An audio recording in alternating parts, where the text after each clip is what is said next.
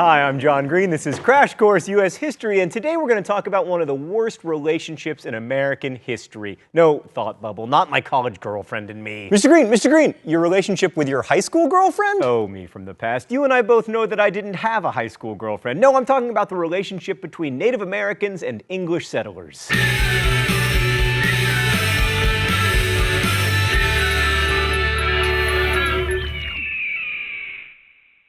So as you'll no doubt remember from last week, the first English settlers came to the Chesapeake area, now Virginia, in 1607. The land the English found was of course already inhabited by Indian tribes unified under the leadership of Chief Wahunsonica, and I will remind you that mispronouncing things is my thing! The English called this chief Powhatan, because of course mispronouncing things was also their thing. Powhatan was actually his title and the name of his tribe, but to say that the English lacked cultural sensitivity would be an understatement. So Powhatan didn't get to be the leader of over 30 tribes by being a dummy, and he quickly realized that 1, the English were pretty clueless when it came to not dying of starvation, and 2, they were useful because they had guns. So he decided to help them, and the English were indeed grateful. In fact, colony leader John Smith went so far as to order the colonists to stop stealing food from the Indians. Oh, in the book business, this is known as foreshadowing. So as previously noted, relationships, whether between individuals or collectives, tend to go well when they are mutually beneficial, and for a while, both the English and the Indians were better off for these interactions. I mean, you know, post-smallpox.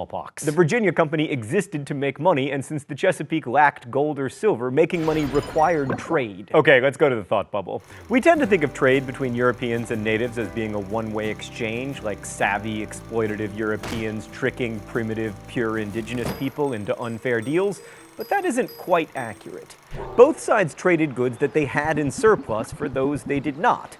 The English were happy to give up iron utensils, tools, guns, woven cloth, in exchange for furs and, especially in the early days, food, which the Indians could easily part with because they had plenty. Soon, though, there were problems. In order to keep up trade relations, Indian men devoted more time to hunting and less to agriculture, which upset traditional gender balance in their society, and European ideas about land use started to overcome traditional Indian ways of life, and that led to conflict. The English liked to fence in some of their land, which kept the Indians off it, and also the English let their pigs and cattle roam freely, and the animals would eat natives' crops.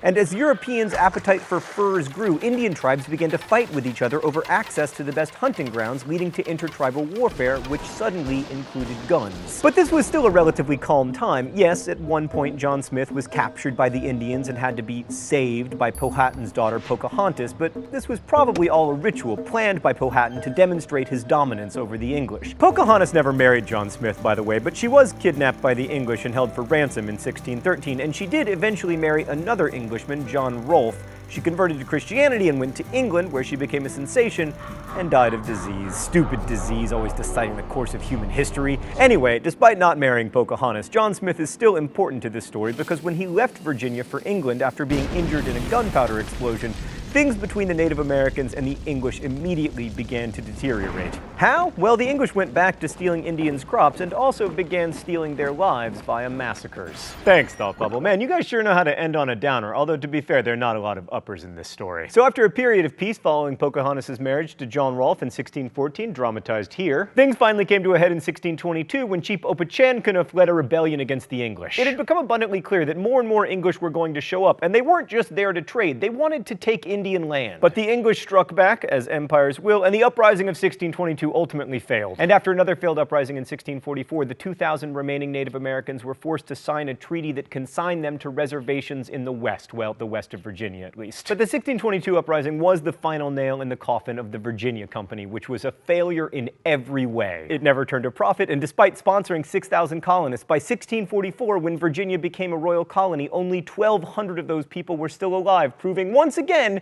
that governments are better at governing than corporations. Up in New England, you'll recall that the Pilgrims probably wouldn't have survived their first winter without help from the Native Americans, which of course led to the first Thanksgiving and then centuries of mutually beneficial trade and generosity. Just kidding. While some of the Puritans who settled in New England, notably Roger Williams, tried to treat the Indians fairly, in general it was very similar to what we saw in the Chesapeake. Settlers thought Native Americans could be replaced because they weren't properly using the land. Now, John Winthrop, who you'll remember from last week, at least realized that it was better better to buy land from Indians than just take it. But Puritan land purchases usually came with strings attached, the main string being that the Native Americans had to submit to English authority. Now, the Puritans had a rather conflicted view of the Indians. On the one hand, they saw natives as heathens in need of salvation, as evidenced by the Massachusetts seal, which features an Indian saying, "Come over and help us." On the other hand, they recognized that the Native American way of life, with its relative abundance and equality, especially when it came to women, might be tempting to some people who might want to go native. This was such a concern that in 1642, the Massachusetts General Court prescribed a sentence of 3 years hard labor for anyone who left the colony and went to live with the indigenous people. There was even anti-India propaganda in the form of books, captivity narratives, in which Europeans recounted their desire to return to Christian society after living with the Indians, were quite popular,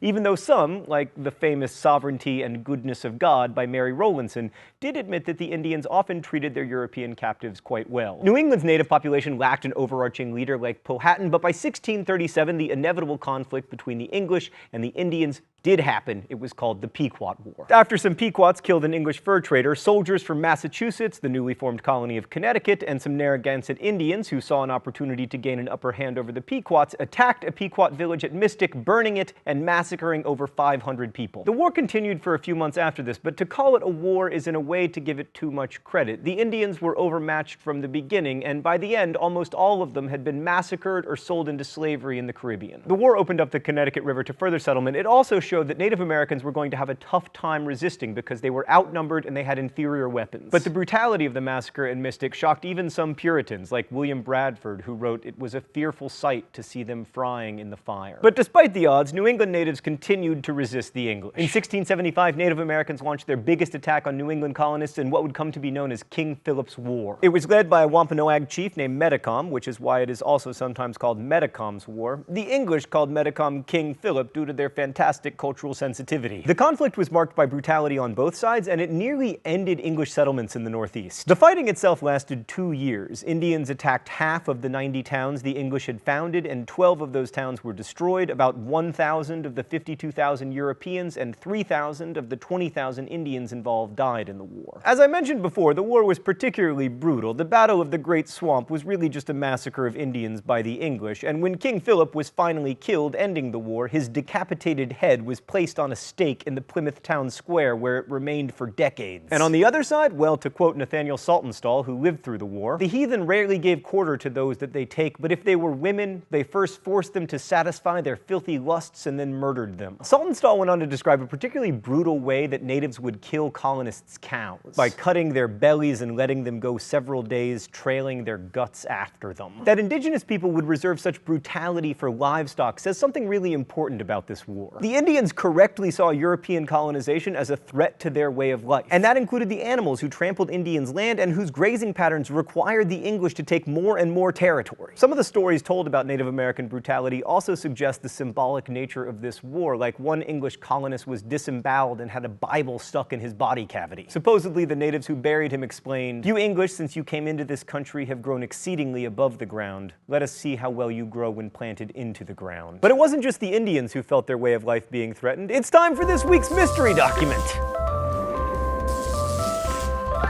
The rules here are simple. I read the mystery document, I try to guess its author. If I'm right, I don't get shocked with the shock pen. If I'm wrong, I do. The righteous God hath heightened our calamity and given commission to the barbarous heathen to rise up against us and to become a smart rod and a severe scourge to us in burning and depopulating several hopeful plantations, murdering many of our people of all sorts, and seeming as it were to cast us off.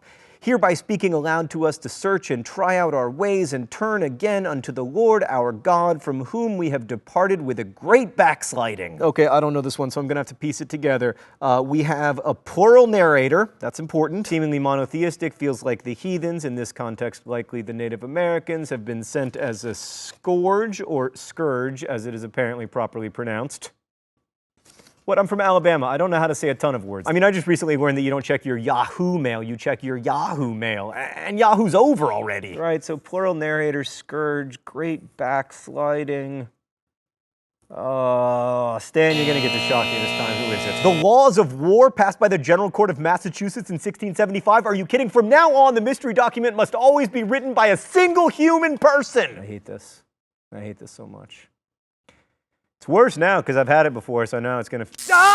This shows us the way the Puritans understand the world, but it also shows us that within 50 years of its founding, Puritans already felt that the mission of their colony to be a great Christian community was already kind of a failure. If they'd been as righteous as they were supposed to be, God wouldn't have sent the Indians to burn their homes and kill them. So it's important to understand that this was a war to preserve a way of life for both the Indians and the English. And that brings us to another question. What's the point of even telling these bloody stories about massacres and atrocities? One point is to remind ourselves that much of what we learn about American history, like all history, has been cleaned up to conform to our mythological view of ourselves. Native Americans have been so successfully marginalized both geographically and metaphorically that it's easy to either forget about them or else to view them merely as people to be pitied or reviled. But it's important to know the ways that they resisted colonization because it reminds us that Native Americans were people who acted in history, not just people who were acted upon by it. And it also reminds us that the history of indigenous people on this landmass isn't separate from American history, it's an essential part of it.